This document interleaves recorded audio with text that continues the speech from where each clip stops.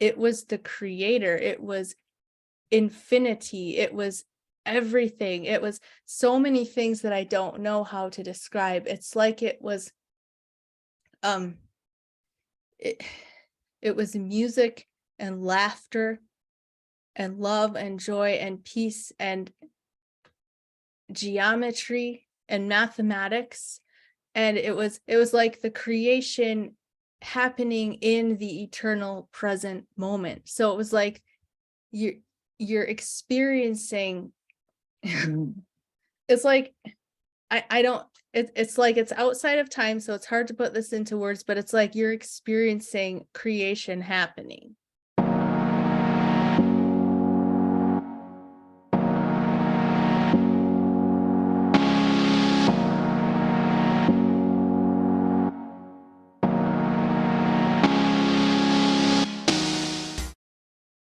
Yeah, that's huge. Belief system crashes are happening all the time now, and it's a big deal. It's a Mhm. really big deal. Yeah, especially with religion and um, those types of things. With more people talking about their near-death experience and realizing that it's not about judgment or God isn't about judgment. God isn't about that. God, source, whatever we want to call the infinite Mhm. universe, whatever. It's about love. Yeah, that's what it all boils down to. Yes. We just know that one thing. Isn't that what Yeshua, Jesus, came to the planet to teach us? It's like it's so simple that we miss it because we just Right. assume it can't be that. That would never work. Yeah, it can't be that simple, but Mhm. that's all it is. Yeah. So I know that you have a close relationship with Yeshua and Jesus, correct? Mm, Would yes. would you mind sharing, if you don't mind sharing, how that came about or remembered, I guess I should say, uh, your relationship with him? Yeah, would love to. Well, I was raised as a Christian, so I was taught that Jesus or Yeshua is God and the only person that you can um trust for the forgiveness of your sins and all of that. I have a slightly different view on it now.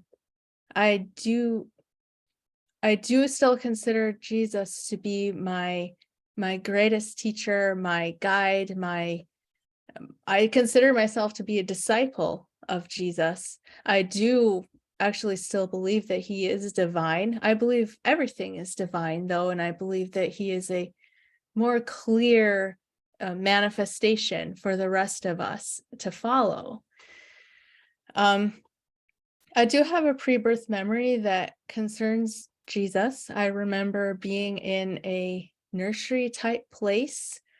For some reason, I always want to call it the Garden of Light. And it was like, it was this beautiful light filled place where um, everything was made of light, and it was light like steam, like light flowing from one thing into the next, and the air was made of light, and it was so brilliant. And Jesus was made of light, and he was so full of joy. And it was like the light was his joy and his laughter. And I remember being a really innocent soul. Like the two feelings that I felt the most were innocence and joy. And I was there with other, it seems like younger souls, because it felt like it was like a nursery or a garden of souls. And Jesus would come and visit us there. But it's just a glimpse of that I remember. So I go back to that now, like that deeper memory I have of him, of being this like being of joy and light and innocence who loves children and is laughing and has this great sense of humor and just wants to guide us and help us. And so I do find for myself that there's two what I would view to be extremes. Now, maybe they're not, maybe they're right for other people, but on the one hand is the way the religious view Jesus, that Jesus is like had to die to pay for your sin and died to appease the wrath of God, and he's the only hope for your salvation. I don't think he wants us to view him that way. And then there's the other side where people will just totally throw Jesus out with religion because they were traumatized by religion and say, well, Jesus was just a man, he was just a teacher, or maybe he didn't even exist. But for me, I take more of a middle approach where I think Jesus is there to help us. I think he's there to help Earth's evolution. And I think that's why he came. And I think that he wants us to ask for help and guidance when we need it. But he also wants, the ultimate goal is for us to awaken to our own divinity. And he's here to help us on that path. So that's the view I take now. I love that. Thank you. Thank you. So you talk about pre-birth memories. I find that fascinating. Is that similar to, I guess, what you're probably aware of Journey of Souls, right? Yes, I read it. Okay, Michael Mhm. Newton. Yeah. Is that similar to what he was experiencing with his clients or patients with life between life, I guess, type of Mm. experiences? Do you think? Yeah, it cut you out for a minute. Were you asking about the pre-birth memory? Oh, sorry. Yes, Yeah. pre-birth memories. Yes. Yeah, I don't have such a clear-cut memory as the people will get in the hypnosis sessions of like this happened and then this happened and then I planned my life and then I came in. But I have glimpses of things that happened. I do remember, and I remember that my life was planned because I remember asking for red hair, and I just have that one memory of the planning process. So it's kind of disjointed, but the strongest memory I have is of the light. Mm, okay. Yeah. What are your what are your thoughts on there's a lot of information out there going around, which when I first heard it, we may have had this conversation on your channel, I don't remember, Mhm. about the false light, that there's Mm, a false light apparently that some people believe is where it traps you in that reincarnation cycle. right. Do you have any thoughts on that? Yeah, I do. And we did discuss this a little bit. I enjoyed Okay. hearing your thoughts on it too. My if I'm going, I can only speak for myself, really. If I'm going off of my own memories and my Mhm. own experience with the light, I would say what I experienced was not false. I'm not going to say that there couldn't be a false light. I'm not going to say that somebody couldn't be trapped in a reincarnation cycle because I think that would be really arrogant for me to say, well, this could never happen to anyone. And there's a lot of things I don't know and haven't experienced.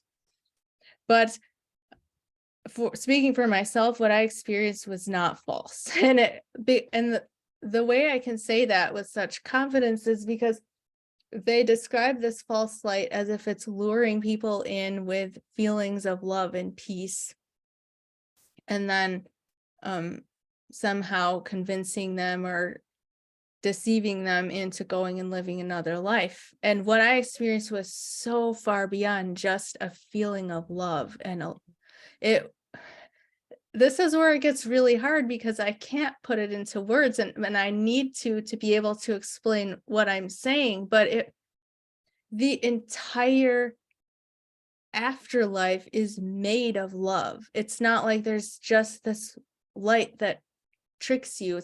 Everything is love.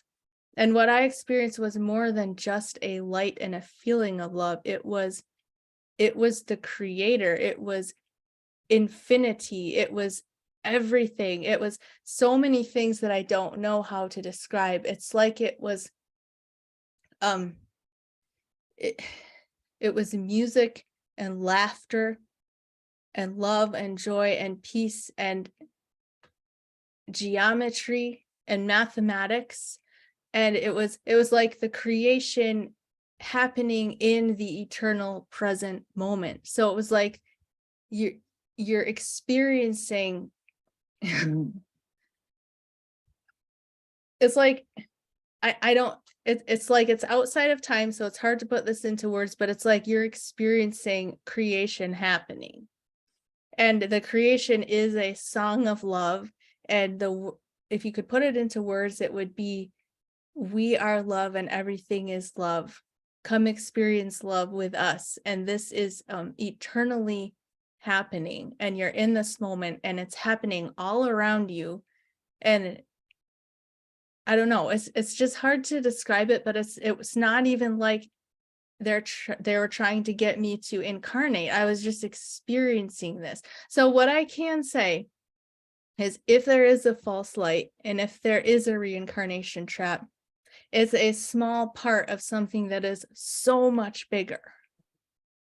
And the universe itself is benevolent. And you just use your intuition, use common sense, um, follow your guidance, ask for help if you're scared or confused, ask to be shown the true light. And there's nothing to fear. There is absolutely nothing to fear. Thank you. Thank you. That's beautiful. It is hard to put into words when, I mean, it's home, right? Home. We Yes, yes. recognize it as home. It's like, oh, uh, and from my memory is that it, when you're there, it's like you never left. Whatever Yes. happened before or any time was just a dream, and it was just a little dream. It was just a speck of a dream. It was just it's like you walked from one room into another, and when you were in the other room, it was just a very short experience. It was a dream. Yeah, and that's another thing. When you actually remember, when you're in the light, you remember Hmm. what you remember being there before, you remember everything. Yeah. And another thing I would say is that probably the vast majority of near-death experiencers do not agree with the false light narrative because, and these are the people who have actually experienced it. And there's been so many that I've talked to who chose to come back. There was no being or light trying to convince them as to why they should. They made the decision themselves. So that's another thing to think about. Yeah, that I believe that that's my experience as well, is that, and what I understand is we make these choices, we choose. And reincarnation is just part of the big plan, whatever we want to call it, the Right. big experience that we're experiencing here. So I'm sure that Earth is not the only planet where we have reincarnation. That doesn't Yeah. that doesn't make a lot of sense. And I always feel that, and I always say that, well, if God, creator, whoever it is, only gave us one experience to learn and grow and try to experience all that we can, then we got gypped. Yeah, I agree. Why not have as many as we can? And learn how to master the lower planes, where we want to call them lower frequencies, as we move up. And then we're like, Mhm. okay, well, I'm done on that planet, I figured that out. Now we're up here in the higher frequencies, where we're home again. 'Cause to me it's kind of like, well, people have called it school. We decided to go to Earth College or Earth School. And toddlers, I love that analogy, because we're kind of like toddlers here. Yeah, Yeah, I love that analogy totally. too. Yeah. And so, let's do that. Let's go into a cycle on another planet or another star system or something like that. Why not? I see it as Mhm. planet hoppers and galaxy hoppers, and just moving around the universe, experiencing. Yeah, To me, that sounds more fun. yeah. Yeah, I think that that's what we're all doing is experiencing and learning and expanding our own level of awareness. And I know myself in this world, I totally believe that I would choose to come back because I like a challenge. Mhm. And I think that's probably how a lot of us are. We get over there and we just think, oh, well, I'm going to go try this. I can Right. handle it. And we get here and we're like, no, why? What was I thinking? I Yeah. know, right? I do have a memory of talking with my guidance and putting all of this on my plate, right? In this lifetime or others. I mean, because I don't believe that we see, I believe when we're sitting there with our guidance, that we see our lifetime experiences as kind of congruent, or, kind of in one. maybe one package. We can choose it, in separate experiences and look at those as we move down, Mm. in our vision.